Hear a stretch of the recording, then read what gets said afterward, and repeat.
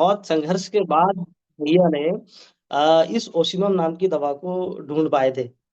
ये क्या है, कई लोगों से पूछे तो बाद में पता चला था कि ये हेम्योपैथ की दवाइयां हैं। तो बाद में भैया ने ओसिमम का प्रयोग किया, तो भाभी को आराम भी लगा, राजीव भाई का आशीर्वाद भी मिला, और धीरे धीरे ये अभियान बढ़ता गया चिकित्सा का भैया का। हेम्योपैथ भी जीवन में बहुत सीखे, रसोई घर को बहुत सीखे, उनके औषधियों का प्रयोग इतना किए होंगे कि जो भी भाई बहन जुड़े हैं, तो अगर दिस स्वस्थ समृद्ध परिवार के यूट्यूब चैनल पे जाएं तो एक लड़ी मिलेगी नुस्खों का, योगों का, और आयुर्वेद की जो औषधियां हैं, जो घरेलू उपचार हैं, एक से एक परीक्षित उपचार मिलते हैं। उस उपचारों की वजह से आज हम सब दावे के साथ कह सकते हैं कि रसोई घर जो है ब्रह्मांड की ही प्रथम औषधालय है। पहली पहली जो औषधालय है वो ब्रह्मांड की प्रथम औषधालय रसोई घर ही है। तो इसे साबित करते हैं गोविंद भाई ने अपने अथक प्रयास से, संघर्ष से, राजीव भाई के आशीर्वाद से आ, इसको उन्होंने सफल बनाया कि जो रसोई घर है वास्तव में ब्रह्मांड की प्रथम औषधालय है। इससे बहुत सारी बहनें सीखी, समझी, और अपने जीवन में, अपने अभियान में, अपने कार्य में सफल है। इसमें गोविंद भाई का बहुत बड़ा योगदान है। जिसमें से बहुत सारी बहनें हैं, कुछ बहनों का मुझे नाम याद है, मोनिका बहन है, रीना बहन है, कभी एक ज्योति बहन जी, डॉक्टर ज्योति जी बहन है, डॉक्टर वेद प्रकाश जी हैं।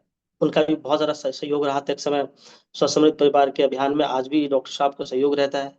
गोविंद भाई ने बहुत सारे उनके सहयोग से हेम्योपैथ की औषधियों को ला करके समाज के कल्याण के लिए बताया था। ऐसे बहुत सारी चीजें हैं। गोविंद भाई ने कई सारे माताओं बहनों से भ्रमण करके भारतवर्ष में, गांव में, शहरों में, हर एक राज्यों में जा करके बहुत सारी चीजों को इकट्ठा किया, लोगों से पूछा, जाना और समझा। और अधिकतर जो गांव के बड़े बुजुर्ग होते उनसे गोविंद भाई सीखते थे और लोगों तक बताने का प्रयास करते थे, परीक्षित करने का प्रयास करते थे। तो उसकी आज ये सफलता है कि ये आज आप देख सकते हैं। तो वैसी ही बात है, जो भाई अरुण आर्य जी हैं, हमारे मित्र हैं, बड़े घनिष्ठ मित्र हैं। हम दोनों का बहुत ही सफर बड़ा लंबा रहा है जीवन में। राजीव भाई के विचार सुनने के बाद हमारी मित्रता भी अरुण भाई से मुजफ्फरपुर में हुआ था। हमारे मित्र हैं दीपक जी, दीपक सिंह जी हैं, मीनापुर से, मुजफ्फरपुर में। उनका एक विचार गोष्ठी हुआ था। उन्होंने एक राजीव भाई के विचार पर एक गोष्ठी किया था, तो वहां पे हम लोग पहुंचे थे, वहां पे हमारी मित्रता का आरंभ हुआ था। तो वहां से हम लोग की मित्रता होती है, फिर गोविंद भाई से जुड़ते हैं हम लोग, फिर ये सफर चलती है। तो उसी तरह एक किस्सा है छोटा सा गोविंद भाई के साथ, फिर साझा करके हम भाई अरुण आर्य जी को मंच सौंप देंगे। तो हुआ क्या था, ऐसी बात है कि गोविंद भाई का जो व्हाट्सएप पे जो विचार चल रहा था सोशल मीडिया पे या यूट्यूब पर या फेसबुक पर, तो गोविंद भाई ने सोचा कि अब जो है सोशल मीडिया के अलावा धरातल पे काम आरंभ होना चाहिए। तो उसके लिए मुझे जहां तक स्मरण है, जहां त्रुटि हो भैया आप सुधार कर लीजिएगा, कि 2 अक्टूबर 2021 की बात है। गोविंद भाई का फोन आता है कि दीपक एक मीटिंग है बनारस में। जिस भाई ने बनारस का मीटिंग कराया था उसका मुझे नाम ध्यान नहीं है, भैया आपको बताओगा। तो वहां पे एक वैद्य जी थे। तो वहां पे एक उन्होंने गोष्ठी रखा था कि गोविंद भाई को आना है, गोविंद भाई का क्या विचार है, कैसे चिकित्सा में काम कर रहे हैं, इसको कैसे और आगे बढ़ाया जा सकता है। तो बनारस की मीटिंग में जो गोष्ठी में गोविंद भाई के साथ हम और अरुण भाई ने पहुंचे थे वहां पे। तो वहां से हम लोगों का आरंभ हुआ क्रांति चिकित्सा की, स्वस्थ समृद्ध परिवार की। तो वहां से मिले, मीटिंग हुई, कैसे क्या करना है। फिर हम लोग घर ना जा करके बस 1-2 दिन के लिए आए थे, लेकिन 2 दिन के लिए ना आकर के फिर कई वर्ष निकल गए, घर ही नहीं गए। दो दो वर्ष तो निकल गए, 1-1.5 वर्ष हो गए थे। बीच में कोरोना काल आरंभ, कोरोना का भी सफर था, उस समय कोरोना काल भी था। कोरोना काल में भी हम लोगों ने जगह जगह जाकर के अभियान किया, लोगों को जगाया कि ये षड्यंत्रों से बचिए और ये कुछ नहीं है। और गोविंद भाई का ऐसा अनुभव है कोरोना काल में कि रसोई घर के माध्यम से, औषधियों से कई हजारों हजार बहनों और भाइयों को कोरोना के प्रभाव से, जो कुप्रभाव था उससे निकाला उन्होंने। जाके गले लिखते थे भैया, दिल्ली के आसपास के इलाकों में, हरियाणा में, पंजाब में, राजस्थान में गोविंद भाई भ्रमण क्या करते थे, कभी कोई पूछते थे, मौका मिलता तो बताते थे। तो वही बात है। तो आज भी है कि उसमें भाई अरुणार जी भी बहुत सारे काम किए, हम लोग मिलके काम किए।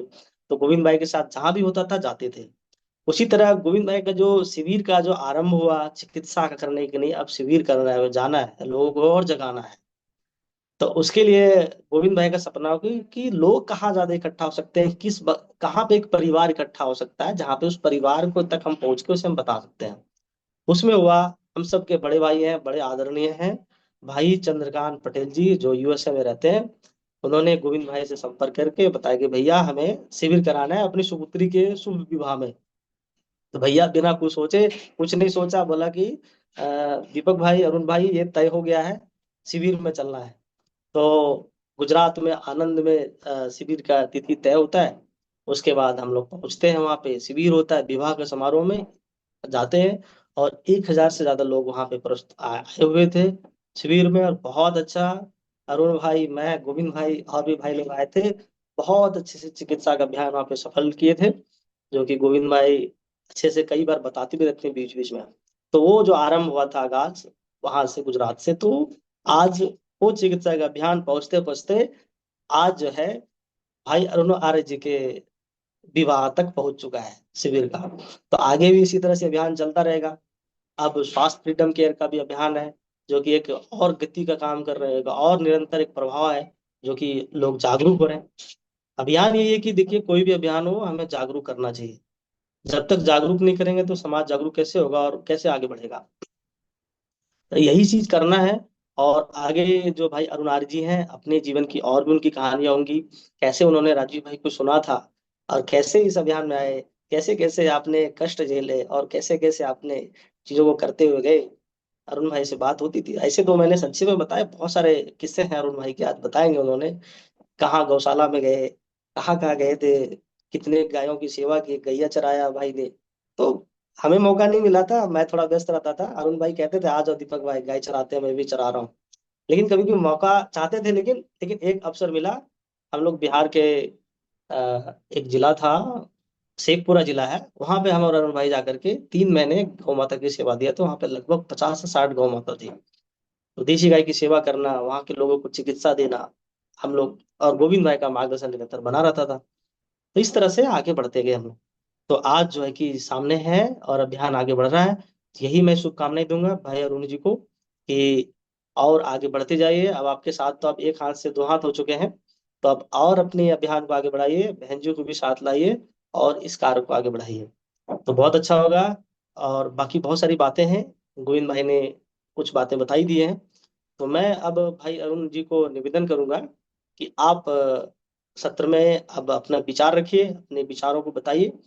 कि साथ में मैं समझता हूँ कि देखिए, जीवन में साथ भी जरूरी है और विवाह भी आवश्यक है समाज में, क्योंकि ये जो हमारा भैया का जो सपना है, परिवार, स्वस्थ समृद्ध परिवार, स्वस्थ समृद्ध परिवार, एक पत्नी, एक बहन, एक माँ के बिना संभव नहीं है। तो तो उसके बिना कैसे होगा। इसलिए देखेंगे गोविंद भाई बहनों को कितना सम्मान देते हैं, और कितना उनके विचारों को और उनके कार्य को आगे बढ़ाने में कितना अपना योगदान देते हैं। तो हम सब भली बात ही देखते हैं। तो वही बात है। तो इसलिए बहनों की आवश्यकता है, एक धर्म पत्नी की आवश्यकता है कि अपने पति के साथ आगे बढ़ के इस अभियान को आगे बढ़ाए, और सफलता अवश्य मिलती है। तो मैं भाई अरुण जी को और उनकी धर्म पत्नी बहन नंदिनी जी को विवाह की भी शुभकामनाएं देता हूँ। और आज के सत्र में मैं चाहूंगा कि अरुण भाई आए और अपना बात रखे और अपने विचार और अपने अभियान के बारे में बताए। वंदे मातरम।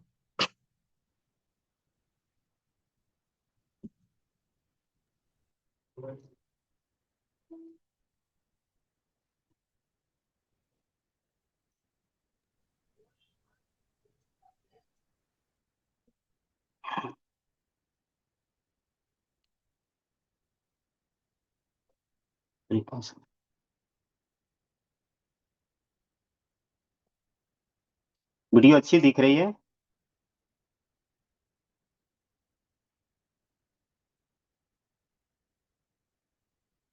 आवाज भी आ रही है, देखिए।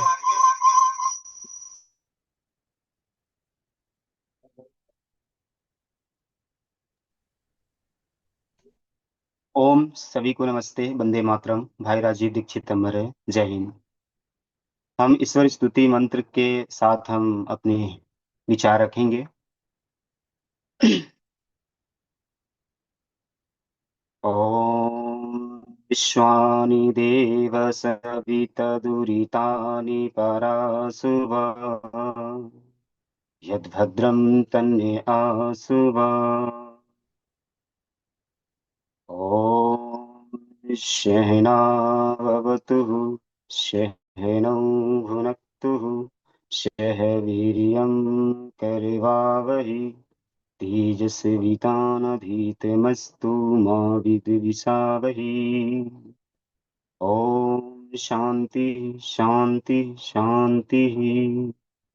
पुनः से सभी को नमस्ते, वंदे मातरम। जैसा कि मेरे परम आदरणीय दीपक आर्य जी ने बताया, उनको बहुत बहुत धन्यवाद।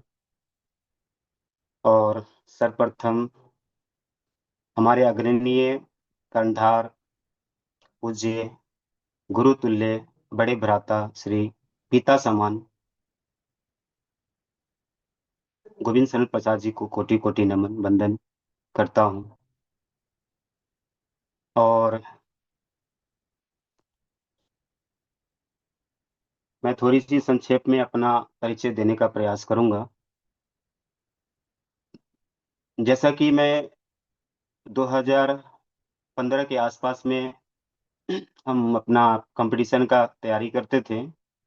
2010 से लेके 2017 तक हम कोचिंग चलाएं, इंस्टीट्यूट में पढ़ाते थे। उसी दौरान क्या हुई कि एक भाई ने मुझे बताया कि आप राजीव दीक्षित जी को सुनो। तो मैंने उनको ढूंढना शुरू कर दिया। नवंबर था, 15 नवंबर था, नवंबर के आसपास महीना थी। उसी के बीच मैंने सुनना आरंभ कर दिया था। फिर देखा, इनकी पूरी परिचय पढ़ा। परिचय पढ़ने के बाद फिर इनकी व्याख्यानें सुनना आरंभ कर दिया। धीरे धीरे निरंतर सुनते गया। एक वीडियो सुनती, फिर दूसरे वीडियो सुनता था। फिर इसी तरह से निरंतर चलता ही रहा। कभी इच्छा ही नहीं हुई कि इनकी एक एक वीडियो छोड़ूं। हालांकि हमेशा कान में लीड लगा के सुनता ही रहता था। और सारी वीडियो, हिंदी वीडियो जब जो मैं पहले सुनता था, मूवी देखते थे, हॉलीवुड हो बॉलीवुड हो कोई भी हो, वो सभी ने त्याग दिया था केवल राजीव भाई को व्याख्यान सुनने के बाद। उनको सुनना जब आराम किया था, सभी छोड़ दिया था मैंने। घर वाले भी परेशान हो गए थे कि ये क्या कर रहा है, इतना पढ़ा लिखा इंसान ये क्या किसको सुन रहा है। लोगों नहीं समझ पा रहे थे।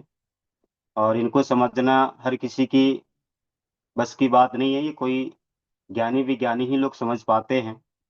हालांकि मैं ज्ञानी विज्ञानी तो नहीं हूँ, प्रयास कर रहा हूँ। मैं इसी तरह से पढ़ाता रहा 2017 तक। तो 2 वर्षों तक मैंने राजीव दीक्षित जी को सुनने के बाद हर स्कूल कॉलेज में जाना आरंभ कर दिया था। इनकी जो लेक्चरें सुना था, उसी संक्षेप में लोगों को बताना भी शुरू किया था। और साथ साथ में सीडी है, कैसेट है, छोटी सी पुस्तिका है, उसे मंगाकर लोगों को वितरण करते थे। बोलते थे 1 महीना सुनो इसे, और फिर इस पे हम आपको परीक्षा लेंगे। इसमें उसमें सातवां पुरस्कार रखे थे, 7 प्रकार की पुरस्कार। इसमें प्रथम द्वितीय तृतीय को अच्छी पुरस्कार देते थे। उसके बाद लोगों को है 100-100 रुपये हम देते थे, ताकि वो कम से कम सुने राजीव भाई के विचार को। तो ये निरंतर 2 वर्षों तक चला। उसमें लोगों की परिवर्तन भी आई, लेकिन हमारे गांव में लोग जो बहुत कुछ मुझे कहने लगा था कि ये पैसा कमाता है, इधर दे रहा है उधर दे रहा है। तो फिर मैंने किसी को सुना भी नहीं, ऐसे ही करता रहा। फिर अचानक क्या हुई कि हम इंस्टीट्यूट में कुछ बच्चे थे। वो बच्चे बार बार प्रश्न करते थे। प्रश्न यह करते थे कि मेडिकल से संबंधित, मतलब स्वास्थ्य से संबंधित बहुत प्रश्न करते थे। मैं उसको उत्तर दे नहीं पाता था। हालांकि मैं मैथ 10वीं क्लास तक पूरी ऑल सब्जेक्ट में पढ़ाने का प्रयास करता था और पढ़ाता भी था। हिंदी, गणित और साइंस बहुत अच्छे से पढ़ा देता था। ये थी जिसमें कमी मुझे खिल रही थी कि खल रही थी कि मुझे ये चीजें नहीं आ रही है। मैंने खोज करना शुरू किया। मैंने 2017 में ही एक संगोष्ठी हुई थी मीनापुर में, जैसे कि दीपक आर्य जी ने बताया। उसी में उनकी इनसे मुलाकात भी हुई। वहां से प्रेरणा जगी कि नहीं, अब हमें चिकित्सा पे कार्य भी करना है। इनसे मिलके काफी चीज सीखने को मिला। शायद आज दीपक आर्य जी नहीं होते तो गोविंद जी नहीं मिलते। दीपक आर्य जी नहीं होते तो सत्यवान जी नहीं मिलते, अन्य अन्य कर्णधार नहीं मिलते, अन्य अन्य भाई बहनें भी नहीं मिलते जो हमारे क्रांति की, राजीव भाई के विचार को लेकर के चल रहे हैं, उन लोगों से मुलाकात नहीं होती। तो देखा जाए तो मूल जो है हमारे दीपक आर्य जी है, जो अन्य अन्य लोगों से मिलाने का इनके माध्यम से काम हुआ। दीपक आर्य जी से मुजफ्फरपुर में ही यहाँ पहली मुलाकात हुई थी, स्वास्थ्य की कथा हुई थी, तो उसी में ये भी आए थे। फिर निरंतर धीरे धीरे ऐसे ही चलता रहा, मैंने चला गया हांसी गुरुकुल में। अब मैंने घर उस समय छोड़ दिया था, हांसी गुरुकुल में चला गया कि मैं आचार्य बनूंगा और सभी लोगों को पढ़ाऊंगा भी और चिकित्सा भी करूंगा। वहाँ 3 दिन रहा, दीपक आर्य जी के साथ में ही रहा, उनको भी मन नहीं लगा। तो फिर वहां से छोड़ के मैं यूपी लौट गया, यूपी चला गया। फिर दीपक आर्य जी अपने कार्य में भी चले गए, बिहार शायद आ गए थे। यूपी में भी हम 1.5-2 वर्षों तक चिकित्सा का कार्य करते रहे, पंचगव्य चिकित्सा करते थे उस समय, गौ आधारित चिकित्सा करते थे, कैंसर पे भी काम किए थे गौतम बुद्ध नगर में, यूपी में एक चिकित्सक थे उनके साथ में। फिर उसके बाद वहां से छुटने के बाद हुई क्या कि अच्छा नहीं लग रहा था मुझे वहां पे, सोचा कि मैं स्वयं ही काम करूंगा। फिर लौट आया घर। घर आने के बाद क्या हुई कि मैं कुछ कर नहीं पा रहा था, फिर मैं गौशाला ज्वाइनिंग किया, नालंदा। वहाँ पे स्वयं गौशाला चलाया था, वहाँ का संचालित करता मैं ही था, बाकी स्टाफ थे उनसे करवाना था। और चिकित्सा का कार्य वहाँ भी हम करते थे। इस तरह से फिर शेखपुरा में भी रहा, जैसे कि दीपक आर्य जी के साथ में भी रहा वहाँ पे 3-4-6 महीने तक। वहाँ भी चिकित्सा का कार्य किया, गौधारी चिकित्सा का कार्य किया। वहाँ भी पेशेंट लोग आते थे। उसी बीच संडे को संडे हम पटना में भी बैठते थे, एक स्वदेशी केंद्र था वहाँ भी। इस तरह से 2021 बीत गया बिहार में ही। अब उसके बाद दीपक आर्य जी से बातचीत हुई, तब क्या किया जाए। फिर हम दोनों मित्र वहाँ निकले दिल्ली भ्रमण में। जैसा कि दीपक आर्य जी के साथ में गए तो फिर वहाँ रोजगार ढूंढ रहे थे। फिर गोविंद जी से बात हुई। हाँ, मैंने भूल गया, गोविंद जी से कैसे मिलना हुआ, बातचीत कैसे हुई। 2020 की बात है और 19 में ही कोरोना काल आया था। उस समय मैं यूपी में था। यूपी में एक जगह है चंडौस। चंडौस में मैंने रुका था। गौतम बुद्ध से गौतम बुद्ध में थे, वहां से निकलने के बाद हम चंडौस में चले गए थे, वहां भी 2-3 महीने तक रहे। लोगों ने वहां कह दिया कि जितने बिहारी वासी है वहां से निकलो, जहां जहां बिहारी लोग हैं वहां से निकलो। मैंने फिर वहां से छुप के निकल गया चंडौस में, वो भी यूपी में ही पड़ता है। 2-3 महीने तक वहां भी रहा। मुझे दरोगा भी पीछा करता था कि देखो कहाँ कहाँ लोग हैं, किसी ने बता भी दिया था। मैं 1-2 दिन तक छिप के भी रहा था वहां पर गौशाला में ही। गौ माता के साथ में थे, हमको कोई दिक्कत नहीं होगी, मैं यहाँ हूँ, दूध दही खाता था मैं, वही रहता था। फिर अचानक क्या हुई कि वहीं से राजीव भाई का घर जाने का अवसर मिला। स्वदेशी के प्रचारक वो भी रहे हैं, तो उनके घर गए। घर जाने के बाद मुझे उनके बड़े भाई साहब से मुलाकातें हुई। राजीव दीक्षित जी के चचेरे भाई थे, उनसे मुलाकात हुई। उन्होंने आम वगैरह भी खिलाए वहाँ पे, और बहुत ही अच्छे विचार के थे। वो भी इलेक्ट्रॉनिक्स के ही विद्यार्थी रहे हैं जैसे राजीव दीक्षित जी रहे थे। मैंने उनके बारे में सब कुछ पूछा, और उसी समय में राजीव दीक्षित के बारे में कुछ कह रहे थे कि नहीं वो विवाह भी किए थे। मैंने उनसे ही पूछा थी कि शायद विवाह किए होंगे तो इनको भी पता होगा। उन्होंने राजीव दीक्षित जी के बारे में बताया कि नहीं, ये वो 32 साल में साइंटिस्ट बन गए थे, वैज्ञानिक। फिर उसके बाद राजीव ने घर लौटा। लौटने के बाद मैंने उनसे पूछा कि अब राजीव साइंटिस्ट बन गया है, कम से कम विवाह तो कर लो। तो राजीव दीक्षित जी ने मुस्कुराते हुए बहुत सरल शब्दों में उन्होंने कहा कि मैं एक आंदोलन में लगा हूँ, और जिस आंदोलन में लगा हूँ उसमें हम बड़े बड़े नेता को पोल खोलता हूँ, बड़े बड़े नेता के बारे में बोलता हूँ। जो सच्चाई है वो मैं बोलता हूँ, लोगों को अच्छी नहीं लगती। खुदा ना मैं विवाह करूँ और किसी को विधवा बनाना नहीं चाहता। तो राजीव दीक्षित जी ने बोला कि नहीं, मैं आजीवन विवाह नहीं करूंगा, ब्रह्मचर्य का पालन करूंगा, पूरी ब्रह्मचर्य रहूंगा, विवाह नहीं करूंगा।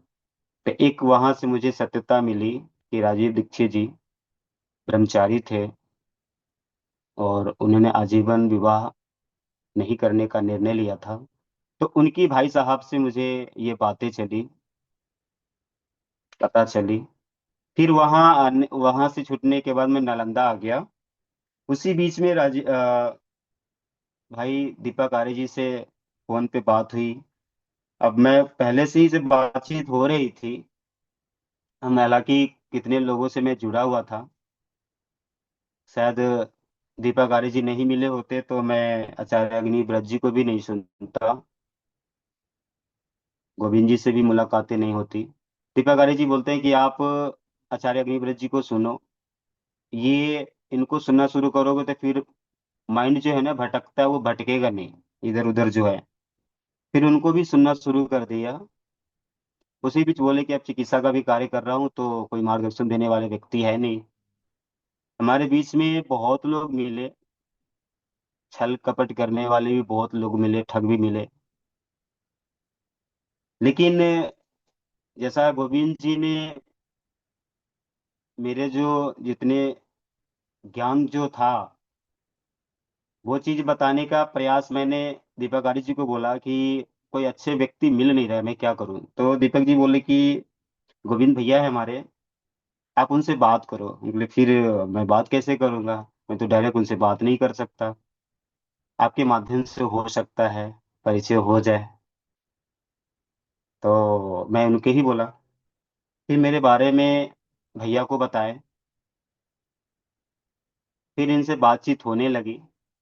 हालांकि इनसे बहुत पहले चैटिंग हुई थी। राजीव दीक्षित जी को मैं वीडियो सुन रहा था तो कई लोग के कई सारे ग्रुप में हम जुड़े हुए थे। और उसी समय 2016 में ही गोविंद भैया ने कई सारे ग्रुप चिकित्सा का बनाए हुए थे। उस ग्रुप चिकित्सा में हम भी जुड़े हुए थे, लेकिन गोविंद भैया को हम उतनी ध्यान उस समय दिए नहीं। और इनसे चैटिंग पे बातचीत होती थी तो उतनी गहराई नहीं था उस समय, केवल उपचार पूछा फिर रह गया। जैसे आज लोग बहुत लोग इनसे पूछते हैं फिर साइड हो जाते हैं, वैसे हम भी साइड हो गए थे। फिर 2019 में इनका नंबर सेव देखा कि दीपक आर्य जी ने बताए इनके बारे में, देखा कि इनका नंबर तो सेव है मेरे पास, इनसे कई बार उपचार भी पूछ चुका हूँ। उस समय होम्योपैथी को और रसोई चिकित्सा खूब अच्छे से बताते थे लोगों को। वेद प्रकाश जी भी थे। हालांकि बहुत सारी चीजें दीपक आर्य जी ने बता ही दिए हैं, हम कुछ और थोड़ा सा जो नहीं बताए हैं वो हम बताने का प्रयास करेंगे। इनसे बातचीत होती रही और मार्गदर्शन इनका मिलता रहा। शायद ये गोविंद भैया नहीं होते तो मुझे मार्गदर्शन देने वाला कोई व्यक्ति नहीं रहता। हालांकि मैं 2 वर्षों तक जो कार्य किया था वो निष्फल हो जाता, हालांकि मैं छोड़ देता, फिर इसी कार्य में लग जाता जो मैं पहले कर रहा था। तो चिकित्सा का कार्य मैं छोड़ देता और जो कर रहा था वही कार्य कर रहा था, क्योंकि मैं 25-30 हजार रुपया उस समय मैं 4-6 घंटे का पढ़ा के मैं निकाल लेता था। मुझे मन नहीं लगता था पढ़ाने का, इच्छा नहीं होती थी। राजीव दीक्षित को सुनने के बाद मैकेले वाले एजुकेशन था, मैकेले वाले एजुकेशन किसी को पढ़ाना नहीं चाहता था। हम सोचे कि अब वैदिक परंपरा से लोगों को, गुरुकुलीय परंपरा से हम लोगों को शिक्षा देंगे, इसलिए हम ये चीजें को छोड़ दिया था। बीच में मेरा दिल टूट गया था कि अब चिकित्सा का कार्य नहीं करूंगा, कोई अच्छे मार्गदर्शन देने वाले व्यक्ति मिल नहीं रहे हैं। निराश हो गया था, फिर घर घर लौट आया तो दीपक जी बहुत समझाया कि नहीं देखो, थोड़ा सा प्रयास तो करना पड़ेगा। बीच बीच में ऐसी गोविंद भैया से बातचीत होती रही, इनका मार्गदर्शन समय समय पे मिलता रहा। इनके बारे में जितनी हम बोले मेरे पास शब्द नहीं है, और मैं इनके बारे में क्या वर्णन करूं। यदि मैं यही बोल सकता हूँ कि ये नहीं होते तो मार्गदर्शन देने वाले कोई व्यक्ति नहीं था। इनसे ये कई बार बता भी चुके हैं कि ये फोन व्यस्त रहते थे, हमेशा व्यस्त रहते थे, जॉब करते थे। बाइक चलाते चलाते हम दोनों भाई से बातचीत भी करते थे, कॉन्फ्रेंस पे हमेशा जब भी बात होती थी तो दोनों भाई से मिलके बात होती थी कि ये ज्ञान दोनों को साथ में मिलता रहे। तो समय समय पे इनका मार्गदर्शन रहा। फिर दीपक जी ने बताया कि आप एक चिकित्सा का ग्रुप चलाओ, जैसे कि आपकी चिकित्सा ग्रुप दीपक आर्य जी चला रहे थे। मैं भी इन्हीं से सलाह लिया था कि अब मैं भी करना चाहता हूँ रसोई चिकित्सा, मैं भी सीखना चाहता हूँ। आगे चिकित्सा मैंने वो सीख रखा था, मैंने रसोई चिकित्सा के बारे में उतनी जानकारी नहीं थी। तो मैंने भी अपना 2-4 ग्रुप बना लिया था उस समय में, स्वदेशी चिकित्सा करके ऐसे। फिर उसके बाद धीरे धीरे बदल दिया, स्वस्थ समृद्ध परिवार, सॉरी स्वस्थ समृद्ध वैदिक भारत बनाया ग्रुप। फिर गोविंद भैया ने स्वस्थ समृद्ध परिवार बना रखे थे, स्वस्थ समृद्ध भारत बना रखे थे, तो फिर उन्होंने चेंज कर दिया था स्वस्थ समृद्ध परिवार। कई बार व्याख्यान में भी बताए थे कि हम स्वस्थ समृद्ध भारत बना रहे के लिए मुझे तो पूरी विदेशों तक अपनी सेवा देता हूँ, तो इसलिए स्वस्थ समृद्ध परिवार इसका नाम रखा हूँ। इसी तरह से हम लोग भी अपना ग्रुप चेंज करते चले गए। और भैया का ही मार्गदर्शन रहा है कि जैसे बताते हैं साइट माई बापू जी का साइट, उस साइट से मैंने काफी चीज सीखा। जो गोविंद भैया सीख रहे थे, लोगों लोगों को सिखा भी रहे थे, उन्होंने एक भी किसी भी प्रकार की चीजें उन्होंने छुपाई नहीं, हर चीज उन्होंने बताई है। मैंने उनके इनके जैसा व्यक्ति आज तक मैं नहीं देखा। जिन्होंने सीखा है वो लोगों को बताते चले गए। ये भी नहीं कहा कि ये भी बोलते हैं कि हमने कॉपी और पेस्ट करते हैं, लेकिन नहीं, कॉपी पेस्ट तो दुनिया करती है, लेकिन इनके जैसा कॉपी पेस्ट शायद कोई नहीं करता। और ये कॉपी पेस्ट समाज के लिए, राष्ट्र के लिए, पूरी विश्व के लिए इन्होंने कॉपी पेस्ट किया है। कॉपी पेस्ट इसको बोलते हैं। आज कॉपी पेस्ट बोलते हैं, वहां हटा देते हैं, हाइड कर देते हैं, लेकिन इन्होंने कुछ भी छुपाया नहीं है। इनके माध्यम से ही हम चिकित्सा में रुचि जगी। फिर रसोई चिकित्सा में भी किताबें था, साइट ढूंढना शुरू कर दिया। माई बापू का जितने भी चीजें मटेरियल आती थी, मैं हर चीज को सर्च करता वहाँ पे। मुझे अजवाइन के बारे में जानना है तो मैं अजवाइन लिखता, माई बापू पे जाता, साइट पे देखता, उसको पूरी तरह से नोट्स भी बनाता। राजीव दीक्षित को सुन सुन के मैंने 2-3 बुक बना लिया था, केवल सुन के लिख भी लिया था, उनकी ऐप के माध्यम से भी लिख लिया था। इतनी रुचि जग गई थी कि मैं अब रसोई चिकित्सा में कार्य करना है। इसी तरह से कार्य चलता रहा।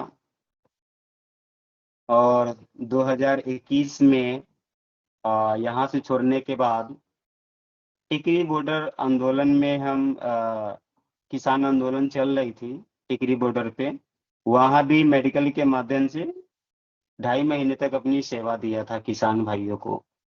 वहीं से दीपक आर्य जी तो थे ही साथ में। और पहली मुलाकात जो थी धीरज भाई से हुई, उनके साथ में, धीरज भाई के साथ में काफी चीज हम लोगों ने मिलके कार्य किए। इसी तरह से कार्य चलता रहा। वहां से फिर छूटा तो हिम्स ज्वाइन किया।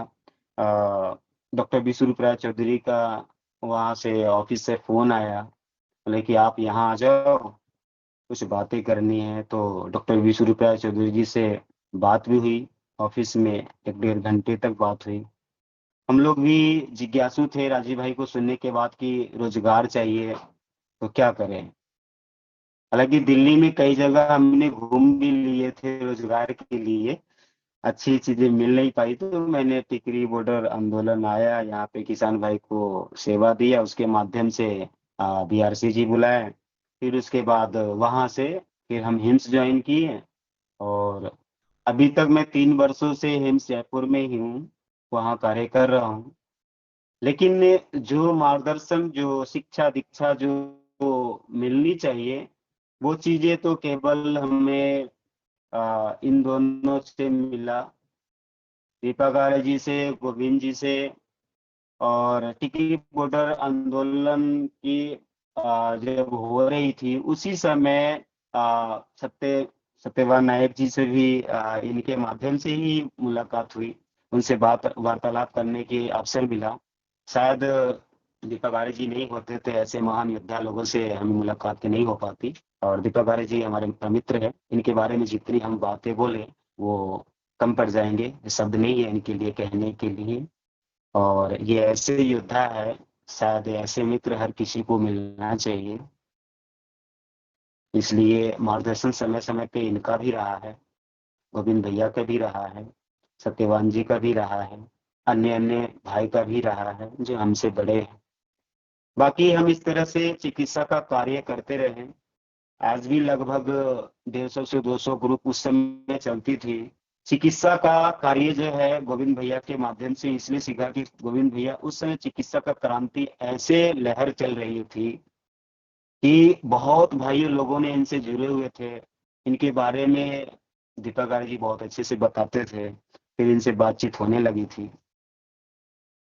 हालांकि आप स्वस्थ अमित परिवार चैनल पे जाएंगे तो बहुत सारे ऐसे अनुभव हैं जो आपको देखने को मिलेंगे। और हर भाई बहनों को मैं यही प्रार्थना और विनती करूंगा कि आप जीवन में कुछ करना चाहते हैं रसोई चिकित्सा के प्रति, ब्रह्मांड की प्रथम औषधालय रसोई घर को बारे में जानने की प्रयास करना चाहते हैं, तो आपको स्वस्थ अमृत परिवार चैनल पे आके विजिट करना चाहिए। उस पे सारी वीडियो को देखना चाहिए। यदि आप आधे घंटे भी समय वहां देते हैं तो आप मुझसे बेहतर बन सकते हैं। और मैं यही कहूंगा कि आप, ये अकेला कार्य नहीं है, हम सबका कार्य है। और केवल दीपक कार्य, गोविंद भैया, अरुण आर्य का कार्य नहीं है, हम सबका कार्य है और मिलके करना पड़ेगा। और ऐसे ऐसे योद्धा हर घर में तैयार हमें करना है। इसलिए चिकित्सा क्रांति वैध निर्माण क्रांति का अभियान, महाअभियान को लेकर के हम लोग चले हैं। और ब्रह्मांड की प्रथम स्थानीय रसोई घर चिकित्सा क्रांति को हर घर घर तक पहुंचाएंगे। हर जितने मातृशक्ति है, भाई बहन हैं, हम उनको बताएंगे और प्रयास करेंगे कि हमसे बेहतर बने और एक समाज का नई दिशा मिले आपके माध्यम से।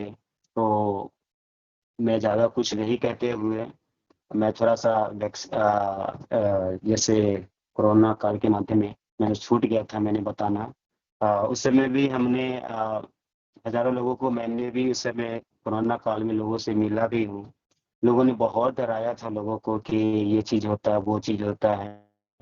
मैं यहाँ तक कि उनके थाली में भी भोजन किया था। मैंने बोला था कि यदि ये चीजें हैं तो मुझे भी होना चाहिए। उनसे गले भी मिलते थे, उनको उपचार भी बताते थे, लोग ठीक भी होते थे। इस तरह से 2021 से 22 तक चलता रहा। और मैं एक ही चीज बताऊं कि यदि वो होता तो जितने भिखारी था सबको सब वायरस होके मर जाता, लेकिन एक भी भिखारी मरा नहीं था। तो गोविंद भैया के माध्यम से मार्गदर्शन मिलता रहा तो लोगों को हम सेवा देने का अवसर भी मुझे मिला। उनका ही समय समय पर मार्गदर्शन रहा है।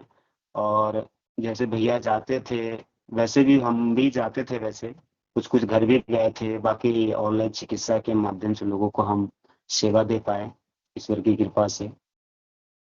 गौ सेवा भी किया हमने, और गौ चिकित्सा भी किया, पंचगव्य चिकित्सा भी किया। आ, उसी समय कई सारी चीजें औषधियाँ बनाने की भी सीखा था। और इसी तरह से कार्य चलता रहा। फिर स्वास्थ्य फ्रीडम केयर के बारे में जानकारी गोविंद भैया से ही मिली। इनके माध्यम से काफी चीज सीखने को मिला। जितने इसमें बहनें जुड़ी हुई है उन सभी बहनों को मेरा सत सत नमन है कि इसी तरह से कार्य करते रहे और स्वास्थ्य फ्रीडम केयर के माध्यम से, स्वस्थ समृद्ध परिवार के माध्यम से हर लोगों को जगाते रहे। और आने वाले दिन बहुत अच्छा होगा। मेरा हम लोगों का यदि प्रयास अच्छा रहा तो, क्योंकि ये राजीव भाई का असीम कृपा ही है कि आप जैसे लोग, मातृशक्ति लोग हम लोगों को मिले हैं। आप जैसे पूजनीय भाई भ्राता, आ, पूजनीय मातृशक्ति आप लोग मिले हैं। तो इस महाअभियान को, रसोई चिकित्सा महाअभियान को हर घर घर तक पहुंचाने का प्रयास करेंगे। आयुर्वेद की झंडा को हर घर घर तक लहराएंगे। और जो भी ज्ञान लुप्त हो गई है, हमारी परंपराओं का ज्ञान लुप्त हो गई है, हर एक मातृशक्ति को गृहिणी को ये चीज जानकारी होनी चाहिए कि हमारी दादी नानी जो केवल अजवाइन खा के गैस ठीक कर दिया करती थी, हींग हींग से ठीक किया करती थी, मतलब परंपराओं को जो ज्ञान था वो धीरे धीरे लुप्त हो रही है। वो लुप्त ना हो तो हम लोगों का प्रयास यही है कि सभी को तैयार करें और साथ में जोड़े और इस अभियान को हर घर घर तक पहुंचाए स्वास्थ्य फ्रीडम के माध्यम से। और स्वास्थ्य फ्रीडम के माध्यम से हम दूसरे दिन बताएंगे। और ज्यादा समय नहीं लेते हुए सभी को वंदे मातरम। हम अपनी वाणी को विराम यही देते हैं। और हमारे शादी में जितने लोग आए उनको बहुत बहुत धन्यवाद, समय दिया। जितने भी कर्णधार आए हैं उन लोगों को मेरा बारंबार प्रणाम है। और जी, सभी को नमस्ते, वंदे मातरम। जी।